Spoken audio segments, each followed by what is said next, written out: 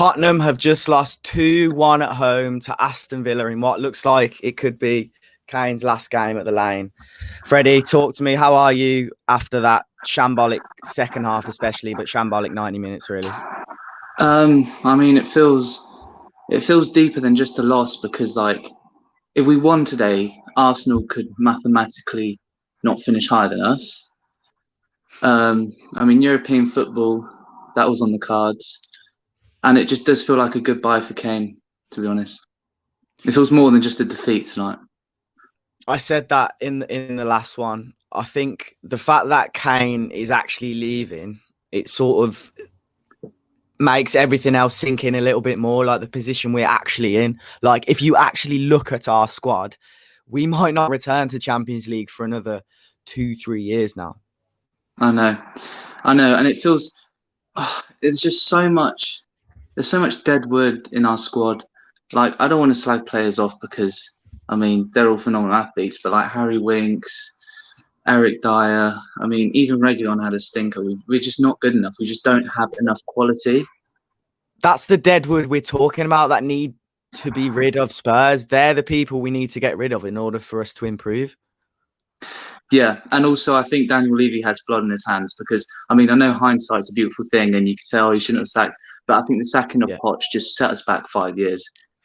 I think I agree with you, but hindsight is a beautiful thing because I know, at the time, everyone was saying, you know, Kane's not doing as well now, and he might be losing trust and hope with Poch. And at the time, it was kind of not a Poch out vibe, but people were turning on him very, very quickly. Like, we always go back to that 3-0 defeat to Brighton away, like remembering how embarrassing that was. But don't get me wrong, like, I can sit here now and say my views on Poch towards the end of his reign were clouded by the fact that we needed a real rebuild, and I didn't realise how serious it was. Yeah, exactly. And I think people now only realise how serious it was. And also the fact that, I mean, how can you come second, third, fourth in the league and then Champions League final and get no backing? You know what I mean? Yeah, without a doubt. It's unbelievable. I do want to speak on Levy and everything else, but let's speak about the game quickly. Reggie, first mistake to lead to the first goal. Well, it was the first goal in OG. Listen, it's very unfortunate, in my opinion. It bounces on the wrong side of his shin pads. I don't know what you think. Yeah, I mean, it's frustrating, but like he obviously didn't mean to score an goal. You know what I mean? I think, I mean, he had a bad game, but he also was driving the team forward a little bit in the second half. And he wasn't lazy or anything. He was fully going for it. So he scored an own goal. It's unfortunate. He had a stinker, but I can't slag him off too much because he really did. He did put in a shift. But it was similar to the Leeds game in the fact we just got ran over. Yeah, the second goal in particular was shocking. It was shambolic, and he obviously lost a lot of confidence because of that first goal. And for that, you can't blame him. But like that mistake was, like I said at halftime, it's like an Eric Dyer mistake. It was so rash, he panicked.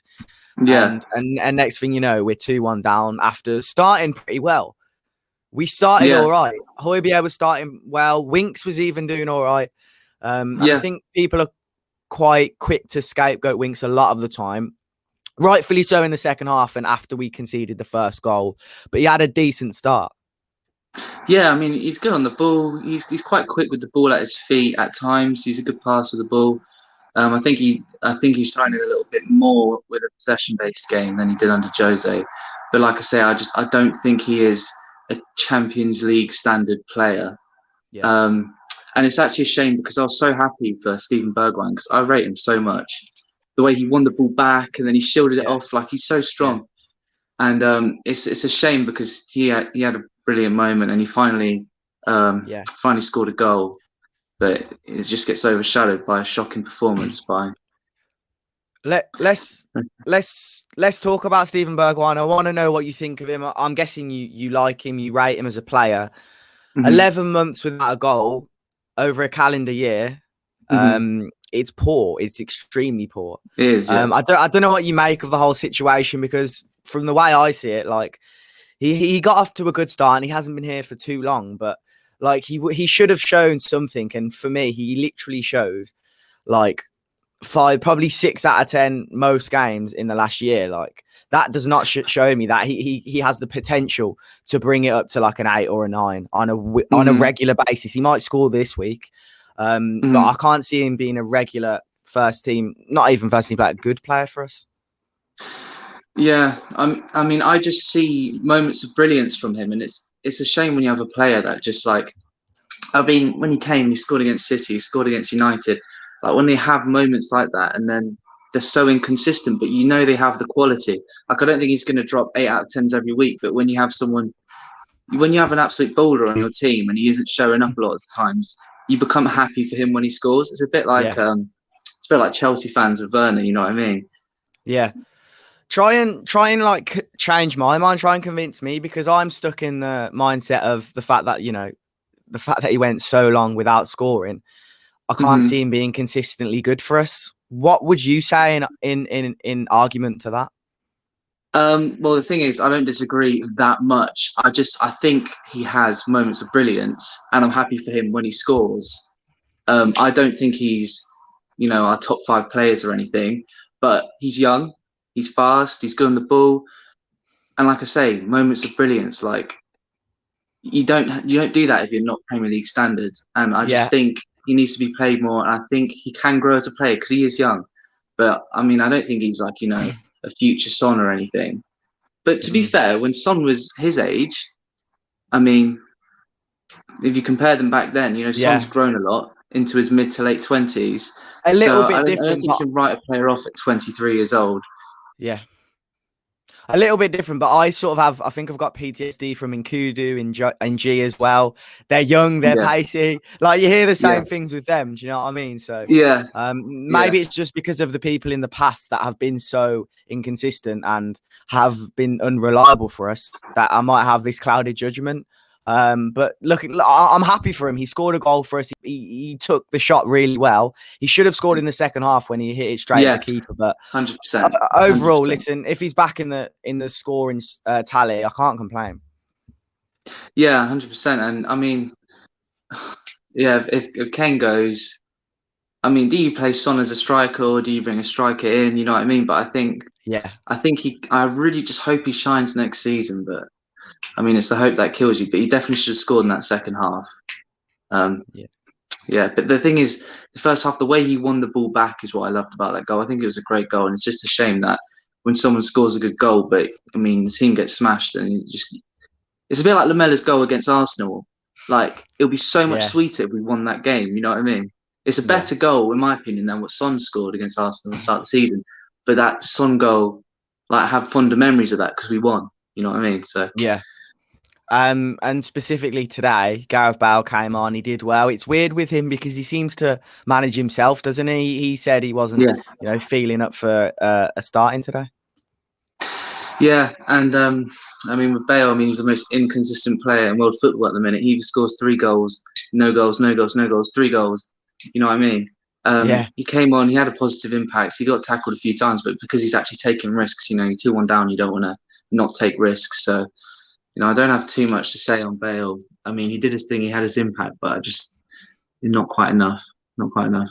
What's your personal opinion on, like, rash kind of confident players? So when I say that, I mean, but Reguilon at the start of the season, so he'll put in 7 really strong tackles. 4 of them will pay off, but 3 of them it will be a foul for the opposition. Not necessarily in like really bad areas like the opposition's penalty box. But do you like that kind of player who's always putting in, like, trying to get 10 out of 10 tackles every time, but there's a big risk that comes with it? Well, with those players, I mean, they frustrate the living daylights out of you, but then when they do it, you love them. That's what I mean. You just got to know when to do it. Sorry. So, I mean, we're 2-1 down. Like, let's take some risks. You know what I mean? But if it's like 1-0 up in the 87th minute, for example, then I'll be like, "What are you doing?" So it depends on the circumstances. And I think that's why it's so worrying for me personally, because I've seen that in Reguilon from day one. The fact that he's quite rash, it will pay off or it won't. But when you see his shot of confidence, then he's not even taking those chances, and he's just like, I want to swear, he's just rubbish. Like that second goal was just confidence issues. You know for a fact, earlier on in the season, he would have done something different. He wouldn't have just tried to clear the ball in panic mode. 100%. I mean, yeah, you're completely right. I remember early in the season when we were talking about our defenders, we were like, we need a new right back and 2 new centre backs. We've got a great left back. He's better than Tierney. Yeah. He's better than Luke. Do you remember people saying he's better than Luke Shaw? I mean, I don't know if I said that. I probably did, but we get carried away, man. Yeah, you do get carried away, but he's had a stinker. But it's frustrating. There's like Bergman, like there's some quality there, but I don't know. I think we also need an experienced manager to come in and bring the best out of these players. Yeah. I don't know who that would be. Yeah. I don't know who you want that to be. Where do you think we would finish if we had like an actual solid back line? So, for example, we had who did we want to sign in the summer? The centre backs. We had a few, to be fair. We were 10 million away from signing Skriniar, and then someone else. Let's say we had a good centre back partnership. It could even be Toby, like week in, week out. Where do you think we'd actually be in the league? Because like it's actually like crazy how many points the defense has let us down. Like how many points the defense has dropped for us this season. We'd be well in the top 4. I think mathematically. That's mad, isn't it? Imagine if Daniel Levy spent 10 million on Skriniar and literally just to complete the squad, we bought 7 signings. Like it's not. No, I know. It's very rarely a situation this season where we have a go solely at Kane and Son and Bale and maybe Bergwijn or whatever, or Moura or Lamela. It's always been the defense. Like I could probably name 3 games where it's been the attackers. Imagine if we had a solid back line. No, it's ridiculous. It's absolutely ridiculous. I mean, I remember I saw a stat a few months ago, you know, when they bring up these random stats when you're watching the game, and it was like, if we hadn't conceded in the last 15 minutes, we'd be second in the league. Yeah. I mean, so the points we've dropped in the last 15 minutes of each game, I don't know if that's different now, but it is ridiculous. It's absolutely ridiculous. And I think, I mean, it's so annoying when it's one area of your team. You know what I mean? But I mean, the board have blood in their hands with that. You know what I mean? Just cough it up a little bit. Like, stop trying to find an absolute bargain for everything. You know what I mean? Yeah. Just spend a little bit of money. It's just one glaring thing in our team. Like, in my opinion, I still rate Hugo Lloris. I still think he's a world-class keeper. I know he has his days. And he's not one of the like most important people that like have to go. He's not one of those. Exactly. And we have a good midfield. It's not great midfield. We have a good midfield. This season, we've had the best, I mean, damn near the best attack in world football. Yeah. A very, very good attack, especially the first half of the season. It's just so glaring, the centre-backs. And it's just so frustrating that one area of our team's just been ignored. And it's literally cost us, I mean, probably 30 points. I don't even want to think about it. It's that bad. Yeah. You know what I mean? Yeah, 100%. And obviously fans were chanting Enoch out only when we were conceded 2 goals, which is a bit frustrating. It's like, why don't you do it when we're winning? Because that's more powerful.